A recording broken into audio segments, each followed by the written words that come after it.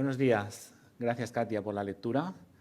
Es todo capítulo 1. Son de estas historias que yo creo que todos vamos recordando, porque estoy convencido de que todos las conocemos. Si no por la lectura bíblica, que espero que sí, que sea por la lectura bíblica, pues por las películas, ¿no? Que estas son películas históricas que tanto hay incluso de dibujos animados, ¿no? Que también se hacen, ¿no? Porque es una historia que tiene un poquito de todo, ¿vale? Tiene de todo. Y la verdad es que hay muchas cuestiones que podíamos considerar. La verdad es que cuando empieza la narración se nos plantea el hecho de que llega un nuevo rey. Llega un faraón y toma unas decisiones que la verdad que son contundentes, ¿no? Con respecto a los hebreos, ¿no? Los siente como una amenaza, a ver si estos se van a multiplicar y van a acabar siendo más fuertes que nosotros y nos van a quitar del poder, ¿no? Entonces el faraón empieza a realizar una serie de estrategias, ¿no? Para poder mantenerse en el poder, para que su puesto, ¿verdad?, su situación no corra riesgo en ese sentido.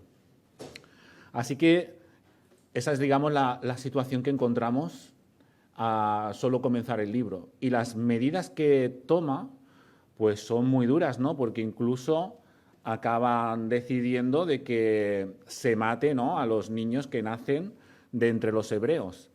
Y bueno, a ver quién incumple las leyes del nuevo faraón, que por lo visto, ¿verdad?, era una persona dura, rígida y con las cosas bastante claras para su reinado, ¿no?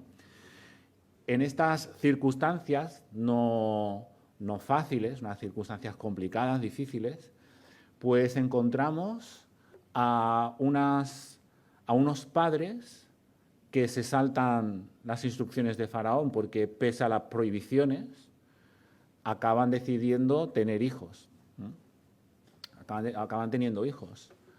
Y hay unas parteras a las que se les da unas instrucciones muy claras y deciden no seguir esas instrucciones de Faraón, deciden salvar, ¿no?, a esos niños. Y dice el texto que además Dios recompensa la actitud que ellas toman. Está después, no hemos leído la historia, pero todos la conocéis justo después, ¿verdad? La hija de Faraón, que se encuentra el canasto de ese niño salvado de milagro, entre otros muchos que se escaparían, pero se escapa ese también. Llega la hija de Faraón y lo salva, ¿no? Y dice el texto que lo hace por compasión. Lo hace por compasión. Y busca a una nodriza hebrea que lo pueda criar, ¿verdad? Después tenemos, si seguimos con la historia, a Moisés, criado como si fuera hijo de Faraón, con esos privilegios, ¿verdad? Porque es ahijado, ¿no?, de Faraón, entonces crece con estos privilegios, pero que si seguimos la historia, todas las tenéis también en la cabeza, acaba viendo cómo un soldado egipcio está haciendo violencia contra uno de esos hebreos y entonces entra a defenderlo y acaba matando al soldado egipcio. ¿Os acordáis de esta historia? Irónicamente, el texto cargado de ironía, ¿no? Después hay dos hebreos que se están peleando y él entra también a poner paz y le dicen: ¿tú no eres el que mataste al egipcio? ¿Vale? Y entonces tiene que salir huyendo.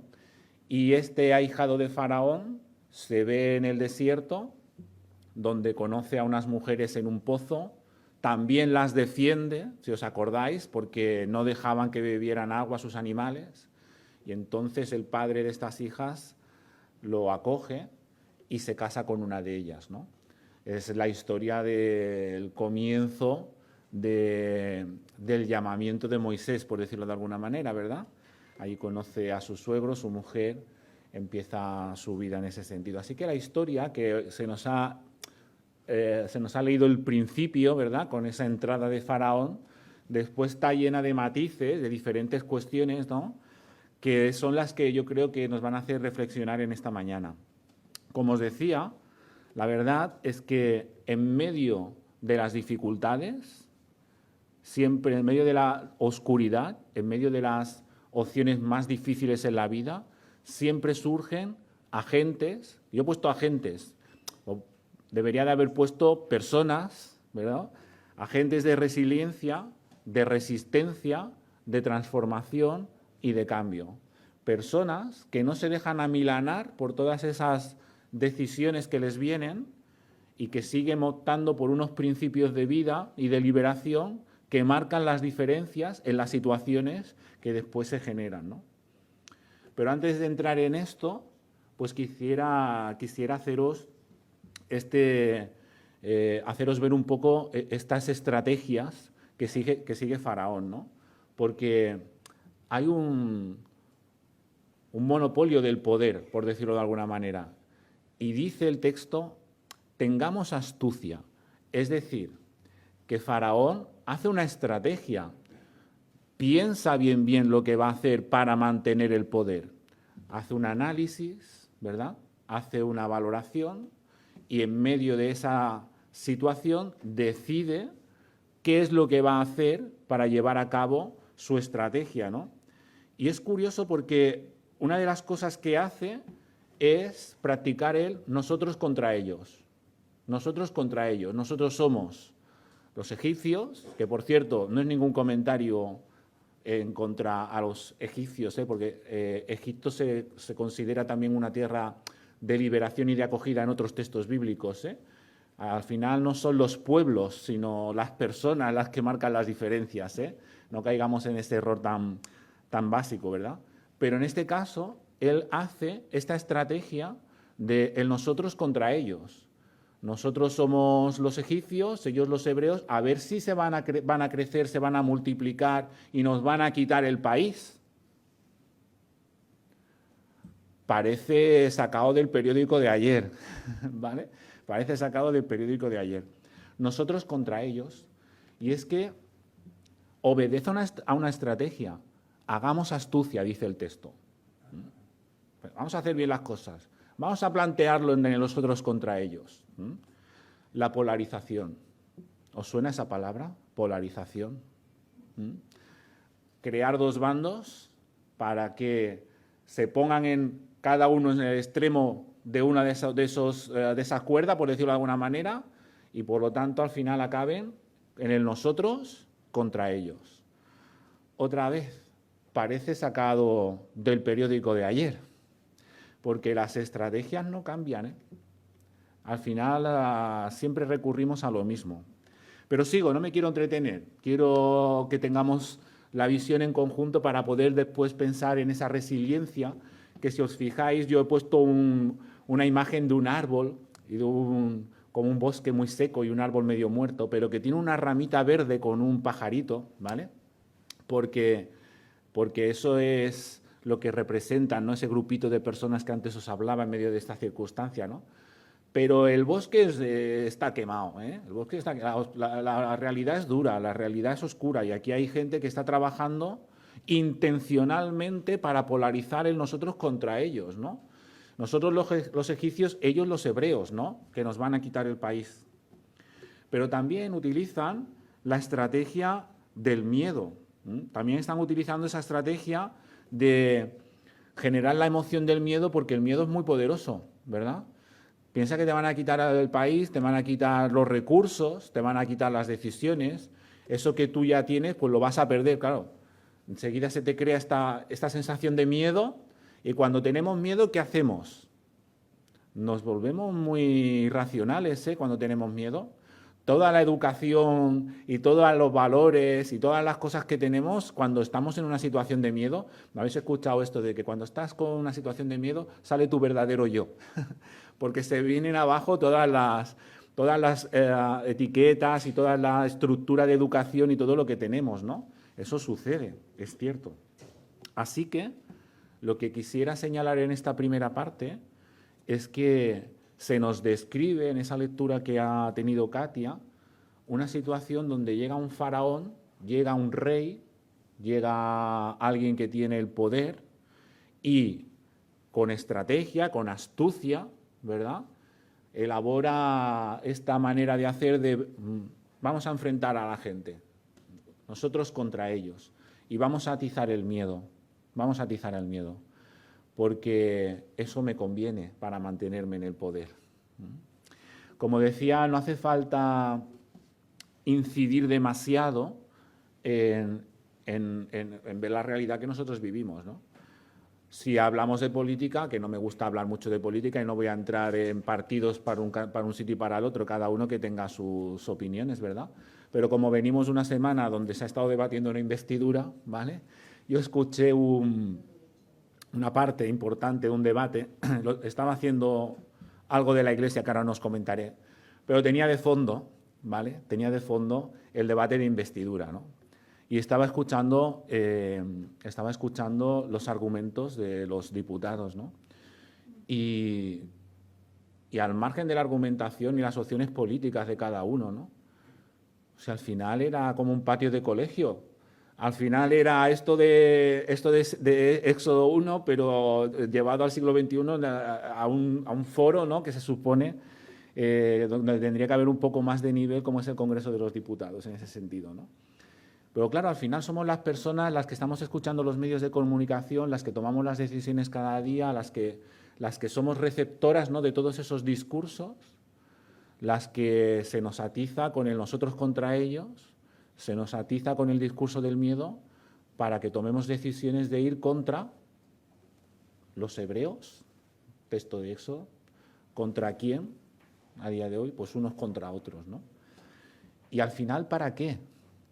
¿Quién sale ganando con toda esa estrategia? Porque podemos seguir analizando todo esto, ¿no? Pero al final lo que hay es una deshumanización absoluta de las personas. Las personas ya no se tratan como seres humanos, ¿no?, sino como objetos arrojadizos a los que hay que manipular para que pasen las cosas que tengan que pasar para mantener un status quo, para mantener unas opciones de poder, para mantener una serie de cuestiones. Y no sé yo si eso casa mucho con una opción de humanidad, ¿no? Por lo tanto, esa es la situación que vemos en Éxodo, capítulo 1, ¿no?, que dentro de toda la historia es la que le he pedido a Katia que lea, porque ahora con estas claves las podemos releer y abundar en lo que estoy diciendo y aplicarlo ya no solo a la política, que es relativamente fácil, ¿verdad?, sino a tantas otras cuestiones de la vida, ¿no? Porque si nos vamos al trabajo, y trabajaba secularmente hace unos meses, ¿verdad?, es exactamente la misma estrategia en cualquier centro de trabajo. Nosotros contra ellos, mi departamento contra el otro, los de mi grupo contra los... ¿No funciona así o mi empresa era diferente a todas? ¿Verdad? Funciona exactamente de la misma manera, ¿no? Y al final es lo mismo, ¿no? Vigila, porque si no te van a quitar lo tuyo, te van a quitar tu puesto, te van a quitar tu opción de promocionarte, te van a quitar tu plus, te van a quitar tu prima, te van a quitar... Siempre son las mismas cosas, ¿vale? Entonces, no quiero abundar por no extenderme, pero estoy convencido que vosotros podéis hacer aplicaciones al respecto. Y después haré alguna más, ¿vale? Después haré alguna más. Pero ahora quiero ir a las alternativas, ¿vale? Ahora quiero ir a las alternativas. ¿Qué pasa después de toda esta situación? ¿Qué pasa después de toda esta situación? Porque eso es lo que hay. Pues lo que pasa es que, al margen que una mayoría pueda aceptar acríticamente o porque se sienta forzada por el miedo, por lo que sea, la estrategia que se les impone, hay personas que de manera subversiva no siguen eso. Y antes las he mencionado.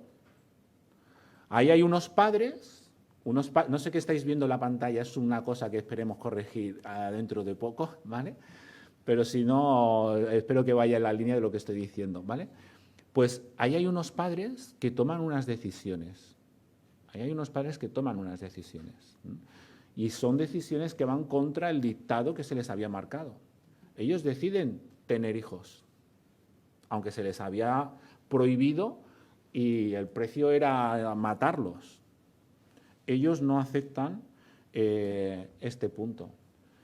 Las parteras, que reciben instrucciones concretas para que, si es necesario, ¿verdad?, acaben matando a los niños, se rebelan y no lo ponen en práctica.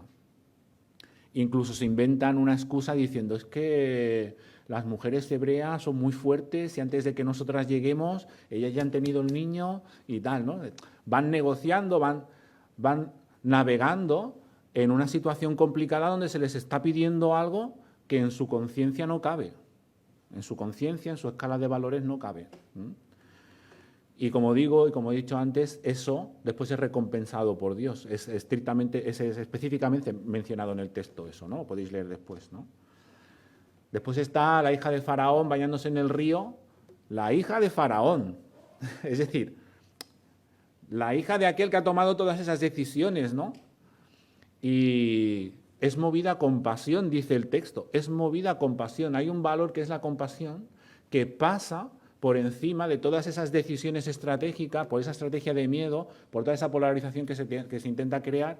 A ella, cuando le pasa la cesta por allí, le sale la compasión y no puede dejar morir a ese niño. Y lo salva y busca la manera de poder criarlo, busca una nodriza que lo críe, se cuida de su educación y lo convierte en parte de la familia, ¿no? Así que otra que también, ¿no?, se salta las reglas. Y como digo después, pues Moisés va creciendo como hijo de Faraón, como ahijado, dentro de la familia que sustenta el poder, dentro de la familia que ha puesto todas esas normas que hemos estado diciendo. Sin embargo, cuando ve injusticia, interviene, ¿no? Y no tiene en cuenta el hecho de ser parte de la familia de Faraón. Es más, ya cuando se le pone en el aprieto, ¿verdad?, y se ve en la dicotomía, pues entonces tiene que huir. No le queda otra, porque se ha puesto en el compromiso de saltarse las normas de su propia familia, ¿no?, adoptiva, y tiene el corazón como dividido, ¿no? Los hebreos de los que yo me siento vinculados y por unas razones de vida, ¿verdad?, estoy con ellos, pero por otra la presión que siento de mi familia adoptiva, que también me quiere, que también lo ha dado todo, pero que no puedo compartir el ejercicio de la opresión, del maltrato, ¿no?, con el que tratan a otras personas. Por lo tanto, todo eso está ahí, ¿no? Hay personas que son agentes de resiliencia. ¿Sabéis lo que es la resiliencia? Es una capacidad que tienen los metales, que se aplica a otras cosas, ¿verdad?, en la vida, pero es la capacidad que tienen los metales para poder adaptarse y deformarse a las circunstancias y después volver a su estado original, ¿no? Pues lo mismo pasa con las personas, ¿no?, que les viene un baño de antihumanidad por las decisiones que toma un rey, pero hay personas que son resilientes y se adaptan, como las parteras, las mujeres hebreas. Vamos a jugar con la cosa, porque claro, no me puedo poner en contra, si me van a matar a mí también, ¿no? Entonces hay que jugar, pero al final yo voy a optar por la vida.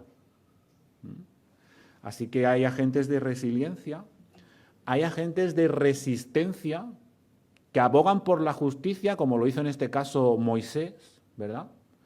Y aun con un duro precio a pagar, están dispuestos a abogar por ello, ¿no? Y hay agentes que al final son los que van a provocar los momentos de cambio. Porque si seguimos con la historia, vosotros que sois buenos conocedores del texto bíblico y vemos las películas de la tele también, ¿qué pasa con Faraón? ¿Qué pasa con el pueblo de Israel? Que es liberado, ¿no? ¿Y por qué es liberado?